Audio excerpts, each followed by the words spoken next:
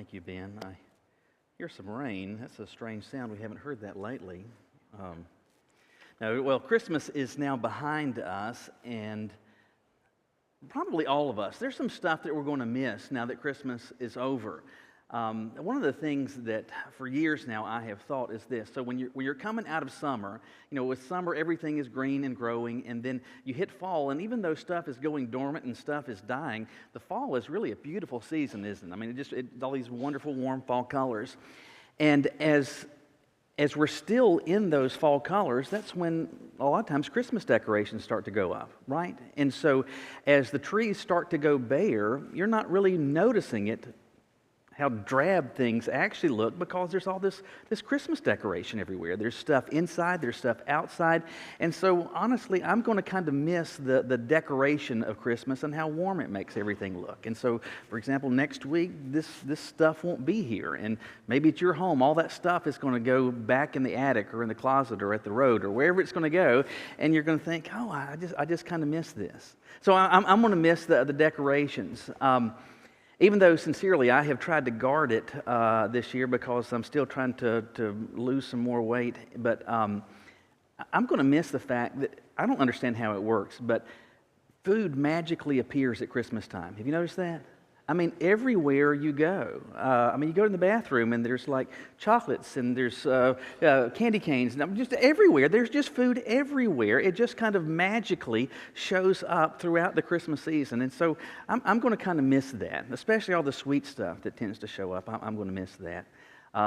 Most of us like the music of Christmas, and I guess in part because it harkens back in our mind to childhood memories, so many of those traditional songs, and so we like that. I'm going to kind of miss that, even though I've been listening to them pretty steadily for some weeks now. But there are some things I'm not going to miss. With this whole Christmas season, and in fact, what's become every Christmas season, there are some things that I'm kind of glad Christmas is behind us. As I say this, let me go ahead and forewarn you, I'm getting ready to offend. You ready? I'm not going to miss all the pajamas. I am not going to miss all of the pajamas. I don't know if you have noticed this, and it's been for a few years now, but it seems like it's ramping up.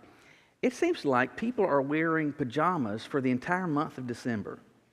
Like everywhere you go, everybody is wearing pajamas. Christmas cards, whole families decked out in pajamas. And all these Facebook, everybody is wearing pajamas. And I'll be honest, and you may love that. And you're probably feeling conviction, some of you right now. I'm not sure. But maybe in hearing that, you're like, I don't know. I guess I hadn't noticed that. But all the pajama stuff, it's kind of crazy. And I'll be honest with you, I'm kind of puzzled how all that started. Sincerely, I'm wondering, what exactly is the link between pajamas and Christmas? Even if you think about it from a secular perspective, right? For all the secular stuff around Christmas, even Santa Claus didn't wear pajamas. Reindeer, no pajamas. But so from the secular standpoint, I don't get it. But then as it relates to the real meaning of Christmas and to the biblical story of Christmas, I'm just kind of at a loss trying to figure out where the pajamas fit into the Christmas story. So for example, when the angels came to speak to the shepherds, first the angel and then the multitude of the angels, and they say that today there is born unto you in the city of David a Savior who is Christ the Lord. And after you have the angelic chorus and they're singing hallelujah, and they have gone back into heaven, Luke doesn't say that the shepherds looked at one another and said, let's get our pajamas on and go to Bethlehem. They didn't do that. They didn't say, hey, by the way, also, let's find that kid with the drum and take him. You get your pajamas on, y'all find the drummer, and we'll head to Bethlehem. I don't know where that came from. And so because of these observations, and I realize in the scheme of things, none of this matters that much, but it led me the other day to put a little snarky comment on Facebook. And I know those of you that follow me on Facebook, you know that it's a fountain of just insightful comments, right? And so my comment the other day was this: Christmas is over. Now everyone who has been wearing their pajamas for the past month, it's time to put your clothes on. So Christmas is over. It's time to put your clothes on. Now, I realize that I am saying virtually all of this tongue in cheek, but it is true that Christmas, in our celebration, our observance of Jesus coming into the world, that's behind us. Jesus coming into the world is behind us. Now what? Put clothes on? I mean, what exactly is it that I'm supposed to do on this side of Christmas? Well, we've been thinking about Jesus' entrance into the world throughout this month in a series where we're thinking about, and a series called The Light Has Come, and we've been thinking about what the Bible describes consistently about Jesus coming in the world, where He is the light of the world who has come into the world. And so we're kind of left with this thought then. The light has come. Jesus has come. Now what? Now what? Well, one of the things that we're going to see in today's passage is that we are told that the light of the world has come into the world, and we are told, those of us who have come to know and are following Jesus, we're to do something. That's this. We are told to walk in the light. Walk in the light. Now, that expression may not mean a whole lot to you, and so hopefully we're going to unpack that today. But it is this expectation of us, now that the light has come, you respond to that, and then you are to walk in the light. What happens when you do that? Does anything happen? I mean, do you get new pajamas? Do you have to change pajamas? What exactly happens when you walk in the light? We see the answer to that question in the first chapter of John's epistle, in 1 John chapter 1. And we're picking up midstream, but John says this starting in verse 6. If we say we have fellowship with Him, that's Jesus, and yet we walk in darkness, we are lying and not practicing the truth. If we walk in the light, as He Himself is in the light, we have fellowship with one another, and the blood of Jesus, His Son, cleanses us from all sin. These couple of verses really answer for us that question. If the light has come and I'm supposed to walk in the light, whatever that is, what happens as I do that? Based on what we see here, the first thing is this. You're able to experience meaningful connections with other believers. You're able to experience meaningful connections with other believers. So many times in the life of the church, or even just in the living out of our faith, we can use expressions that are very biblical. For example, describing Jesus as the light of the world, that's a very biblical expression.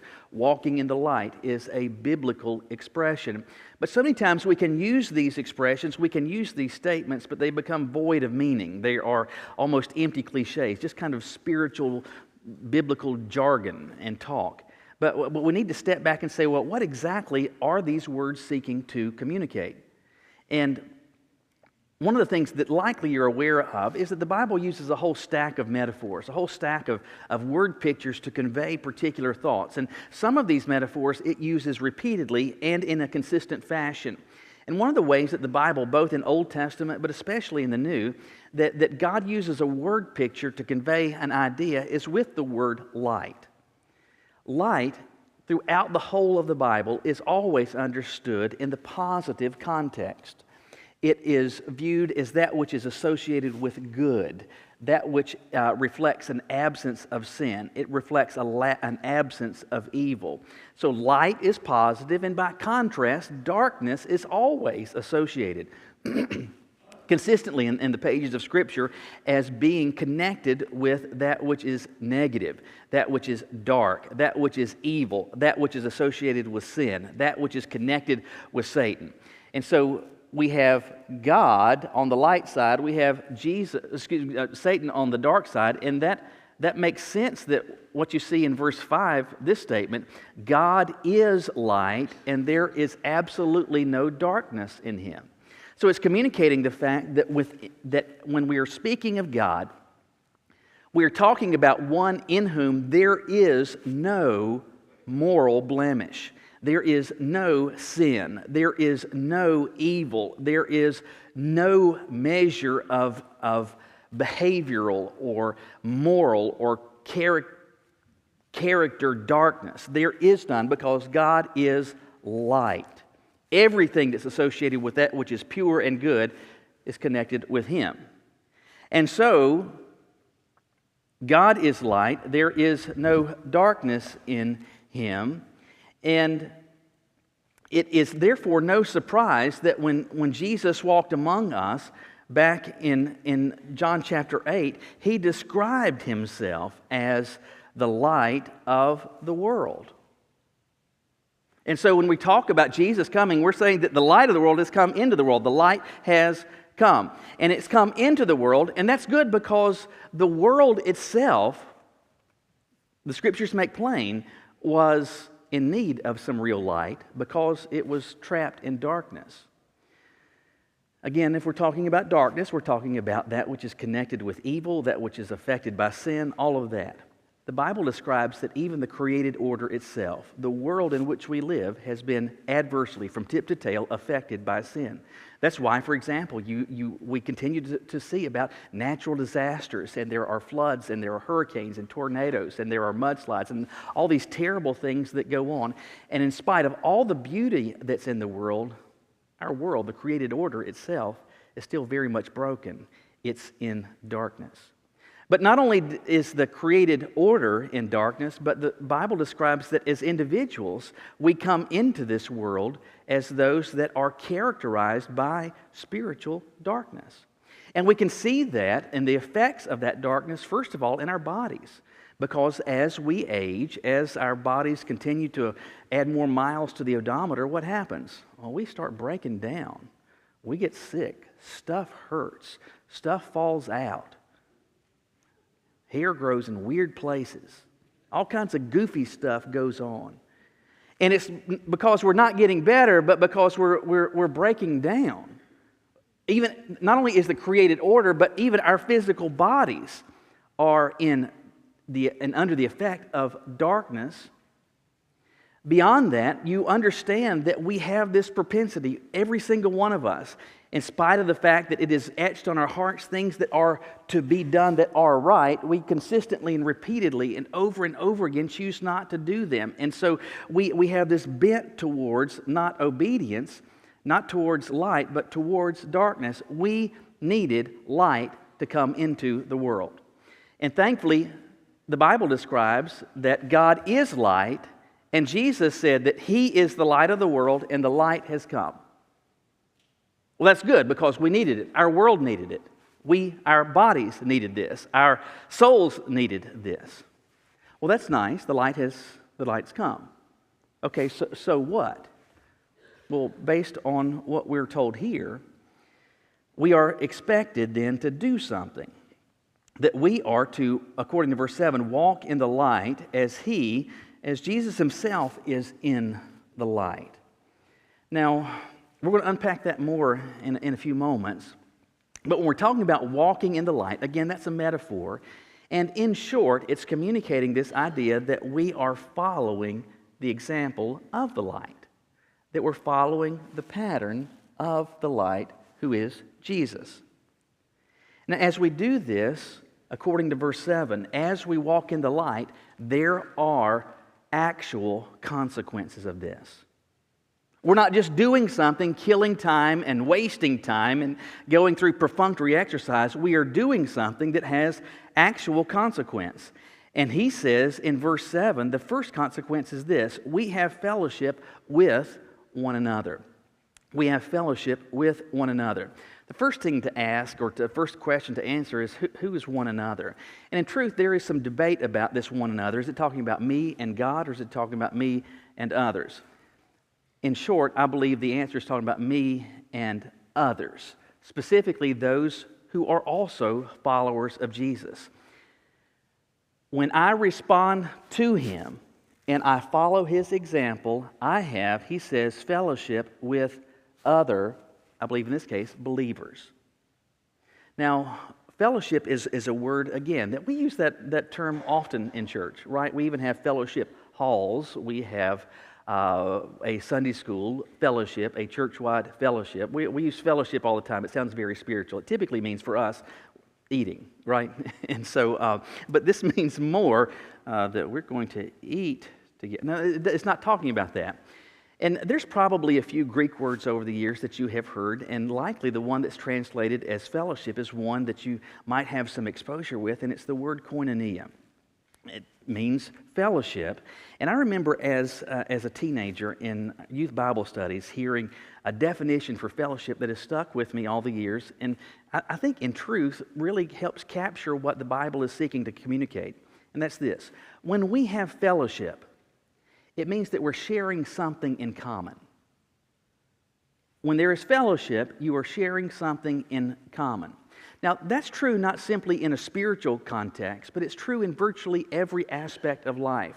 In fact, when you are, this week, if you get on an elevator with someone, especially if you have to be on that elevator for more than a couple of floors, what might you say? Sure has been raining a lot, hasn't it? I mean, all of a sudden, when you get into an elevator and you become a meteorologist, right? But why are we doing this? Well, because that person, you may know nothing else about them, where they're from or anything. You're looking for something in common. And what we share in common is shared weather. So we're going to talk about that.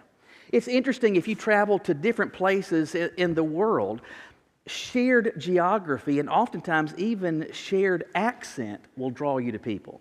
I mean, back in May, I had gone to Newfoundland, Canada, and while I was up there, of course, obviously they're speaking English, but not good English. That's that Canadian stuff. And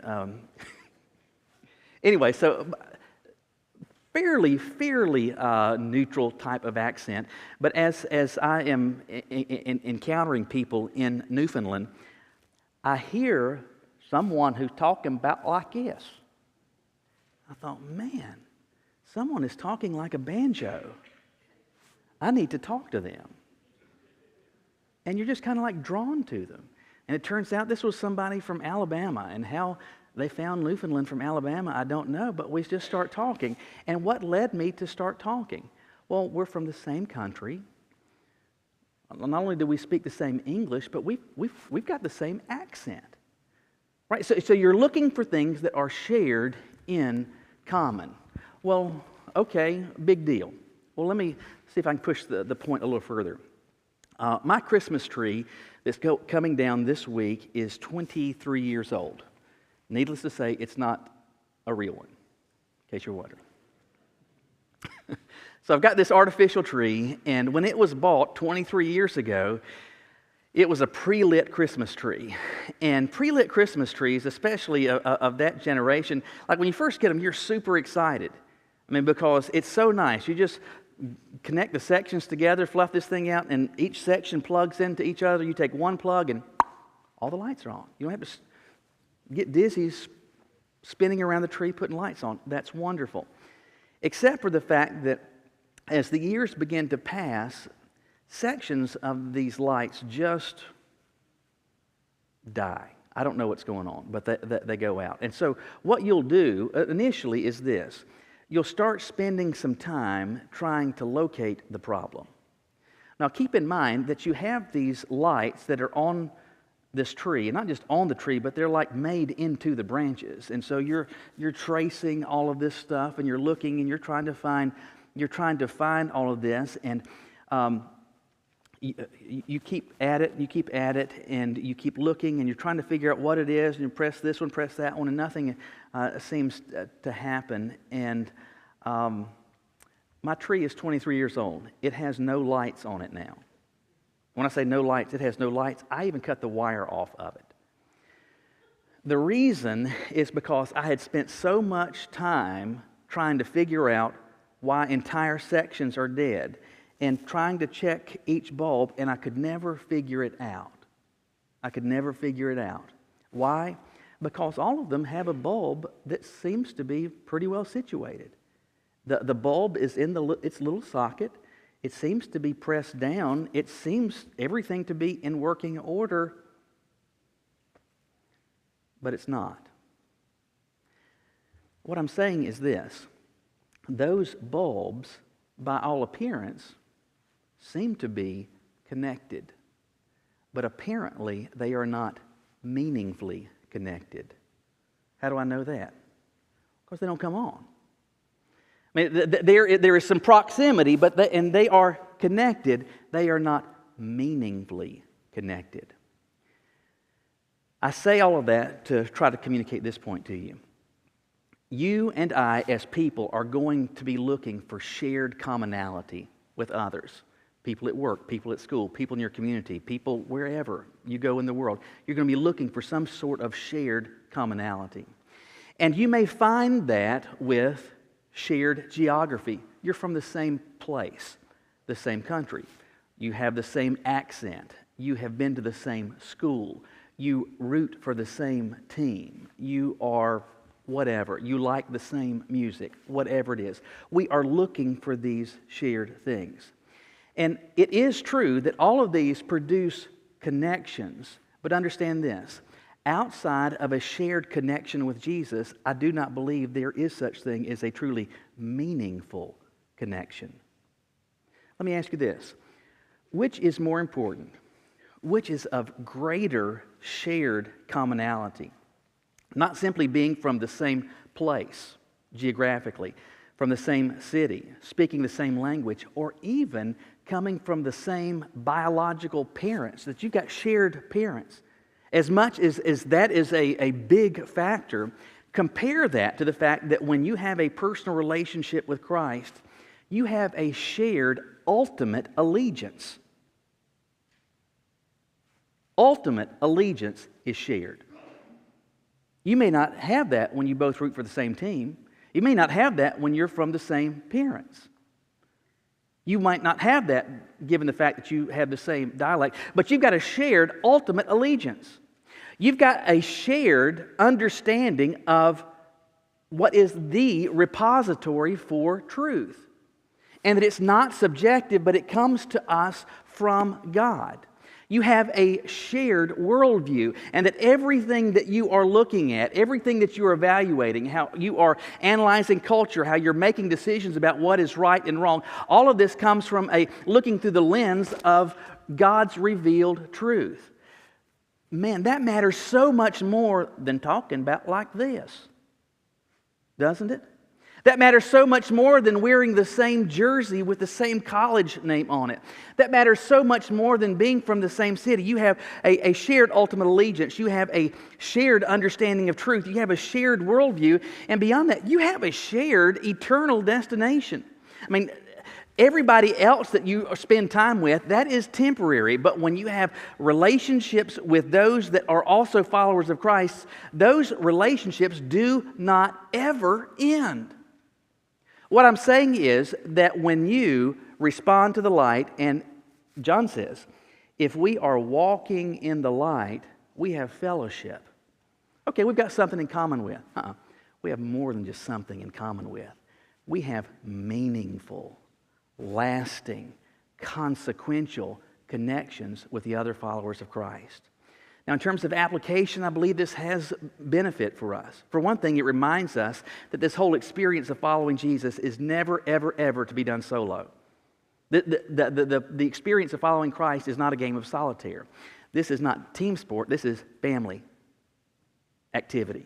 We are doing this together. And not only are we part of a much larger family of all those across the earth that have or will ever follow Christ, but we need each other. We need local fellowship. You need a local family to be meaningfully connected to.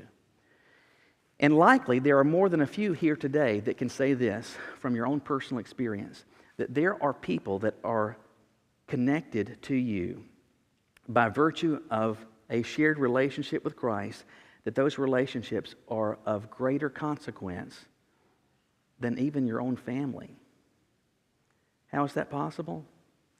Well, if we walk in the light, that's the expectation on me, as He is in the light, we have this great benefit. We have this great consequence. We have fellowship with one another. There's another consequence that He describes, and that's this. He says, if we walk in the light as He Himself is in the light, not only if we have fellowship with one another, but He says the blood of Jesus, His Son, cleanses us from all sin. This particular verse may give you at least a brief moment of pause because it's in the context of an if-then statement. So if I do this, then I'm going to experience this. And it may lead you to wonder, well, if I don't walk in the light, does that mean that I don't experience forgiveness? If I don't walk in the light, does that mean that I forfeit a relationship with Christ? If I don't walk in the light, does that mean that His sacrifice is no longer sufficient to cover me? Is that what it's saying? In short, let me say that that's not what he is talking about.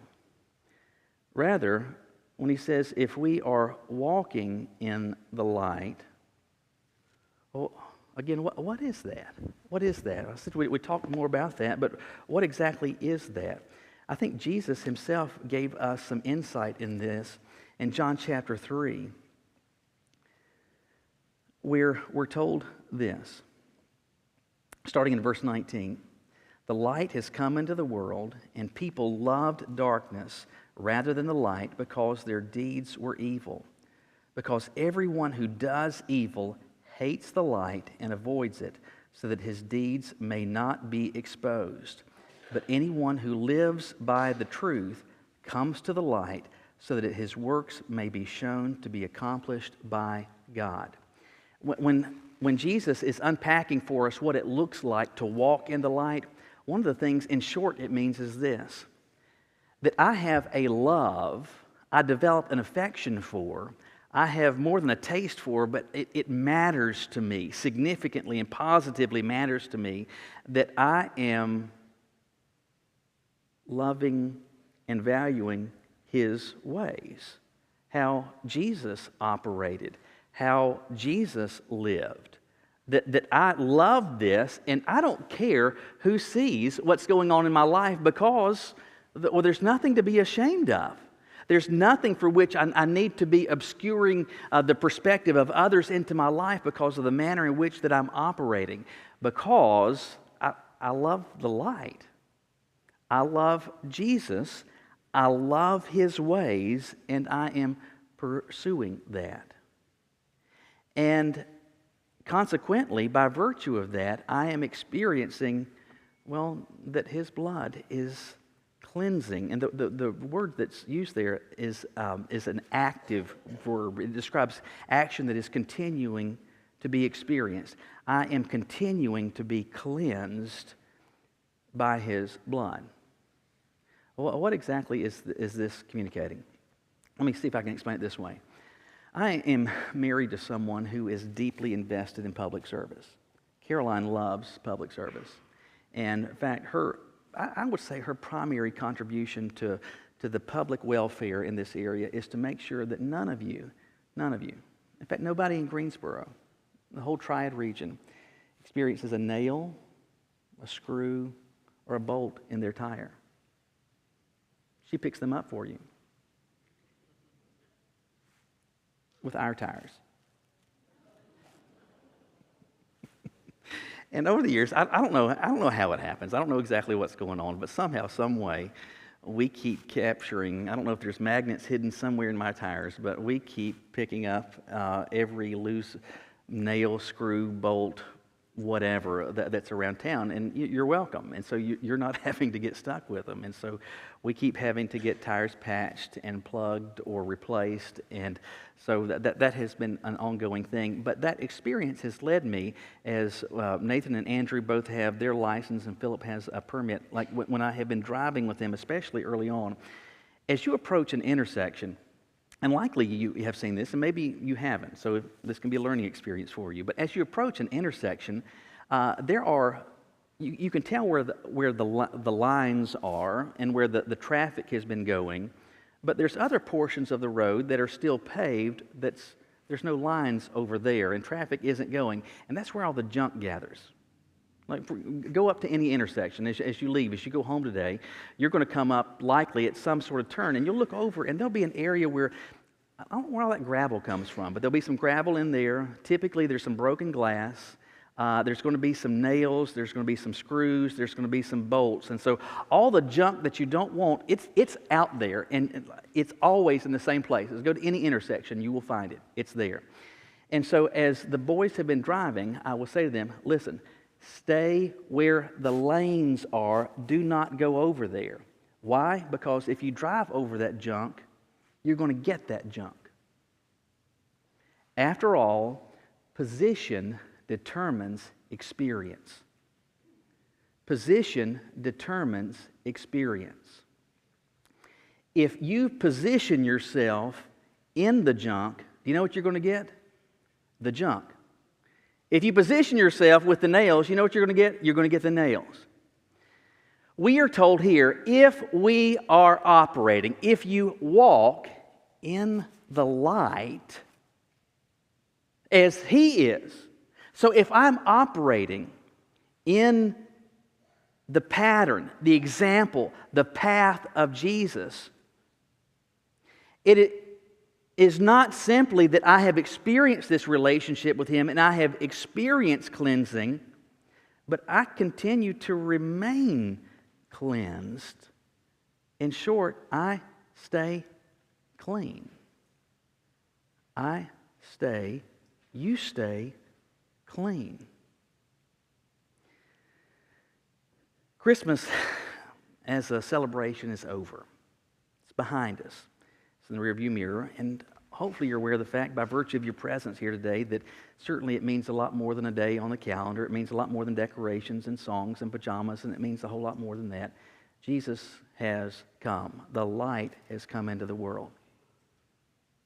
Okay? What do I do? Well, I am supposed to walk in the light. Let me ask you this.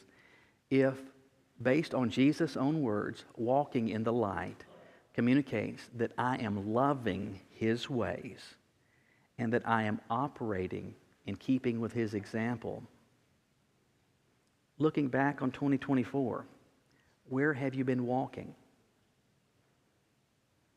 Looking back on this past week, where have you been walking? Now, we find ourselves also on the last Sunday of a year. New Year's is going to be coming up here in the middle of the week. People are thinking about things that they're going to do, changes that they're going to be making. It's a wonderful opportunity to ask yourself, where have I been walking? And then ask yourself this, where am I going to be walking? How about you? Will you bow your heads with me?